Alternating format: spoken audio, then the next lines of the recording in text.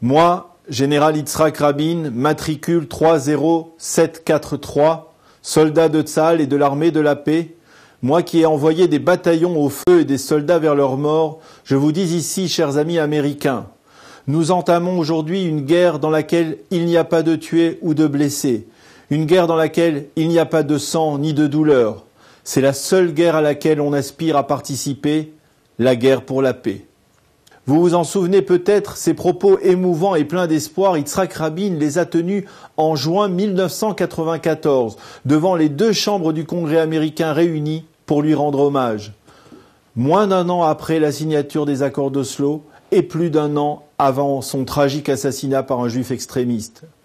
Comment le chef d'état-major de la guerre des 6 jours est-il donc devenu l'artisan du processus de paix d'Oslo? Comment est-il devenu cet homme d'État d'exception? C'est ce que je vous propose de voir ensemble au cours des prochaines minutes. Yitzhak Rabin est né le 1er mars 1922 à Jérusalem. Ses parents, Rosa et Nehemia Rubitsov, sont montés en Israël au lendemain de la Première Guerre mondiale. Son grand-père maternel, dont il portait le prénom, était un rabbin Lubavitch, originaire de Biélorussie, opposé au sionisme. Mais sa mère Rosa a quitté le milieu chassidique bien plus tôt pour adhérer à l'idéologie socialiste, à tel point qu'on l'appelait alors Rosa la Rouge. Elle sera, dès le milieu des années 20, membre active de la Haganah, l'armée secrète juive sous mandat britannique. En 1938, le jeune Yitzhak est élève à la prestigieuse école agricole Kadouri. C'est là qu'il a ses premiers contacts avec la Haganah et qu'il s'initie au maniement des armes. À l'âge des premiers amours, dira-t-il plus tard, on a mis dans mes mains un fusil afin que je me défende et malheureusement aussi afin de tuer. En 1941, Yitzhak Rabin est l'un des premiers à s'enrôler dans le Palmar, l'unité d'élite de la Haganah. Il est arrêté le 29 juin 1946 par les forces britanniques lors du fameux Shabbat noir et il passe 5 mois dans un camp d'internement. En 1947, Rabin devient commandant en chef des opérations du Palmar. En avril 1948, un mois avant la création de l'État d'Israël, alors qu'il n'a que 26 ans, il est nommé commandant de la brigade d'élite Harel. Cette unité qui va tenter de forcer le blocus arabe autour de Jérusalem et dont les transports blindés sont toujours visibles aujourd'hui sur le bord de l'autoroute Jérusalem-Tel Aviv. L'État d'Israël naît en mai 1948. Rabin rejoint naturellement alors l'état-major du Palmar à Tel Aviv et il commande les forces sur place. Le 22 juin, en pleine guerre israélo-arabe, l'Altalena arrive au large de Tel Aviv. Ce bateau, affrété avant l'indépendance par l'Irgun, le mouvement nationaliste de Menachem Begin, transporte armes et munitions. Mais depuis le 1er juin, l'Irgun a rejoint, sur ordre de Begin, les rangs de Tzahal, l'armée d'Israël nouvellement créée. Dans son livre autobiographique Carnet de bord, Yitzhak Rabin affirmera que sur la plage circulait une rumeur selon laquelle les soldats de l'Irgun s'apprêtaient à prendre Tel Aviv, un putsch militaire en quelque sorte. Sur décision de David Ben-Gurion lui-même, Rabin donne alors l'ordre de tirer sur le bateau rebelle. Le navire est coulé, bilan 16 tués, dont 13 combattants de l'Irgun et 3 soldats de Tzahal. Pour Rabin, 1948, c'est aussi l'année de son mariage avec la très jolie Léa Schlossberg. Ils auront 2 enfants, Dalia et Yuval.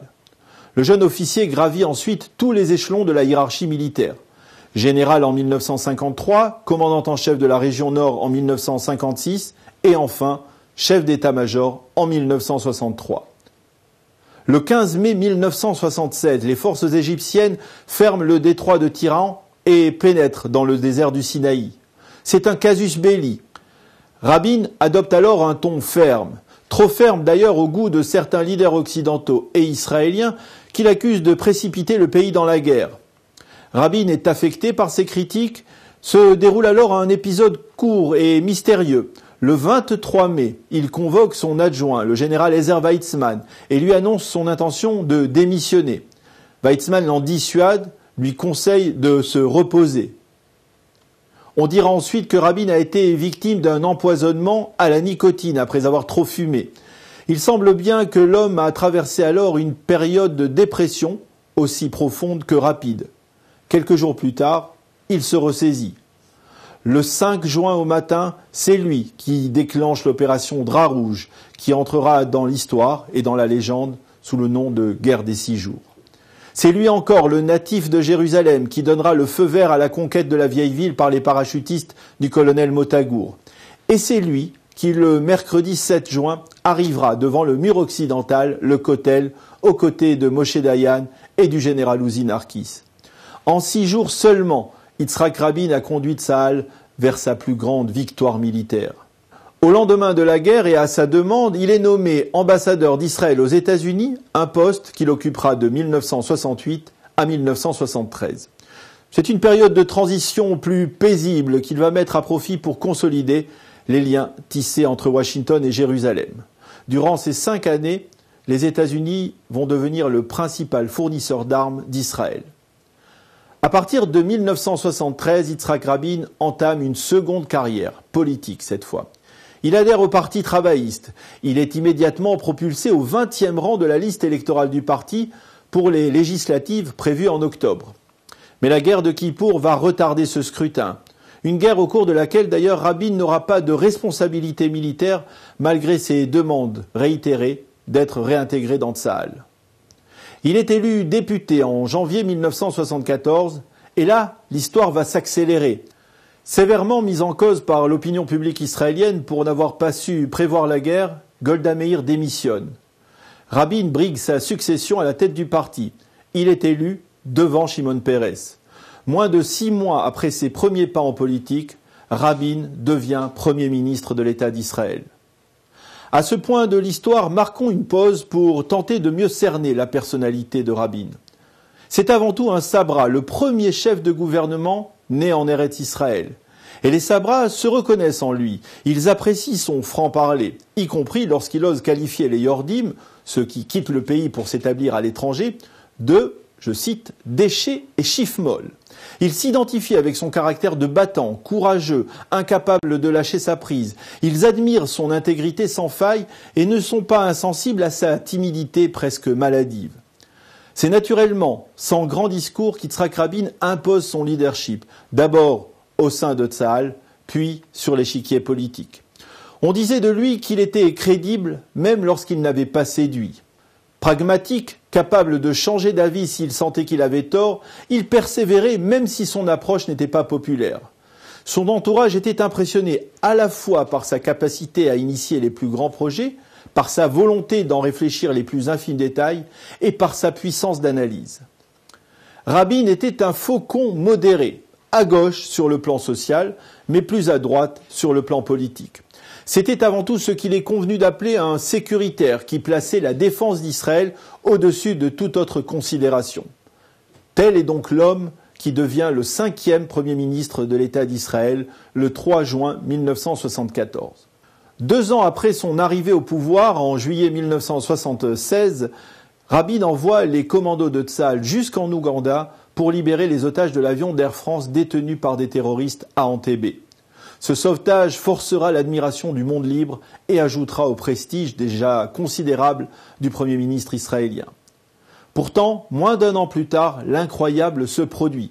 Pour la première fois, la gauche israélienne perd les élections législatives.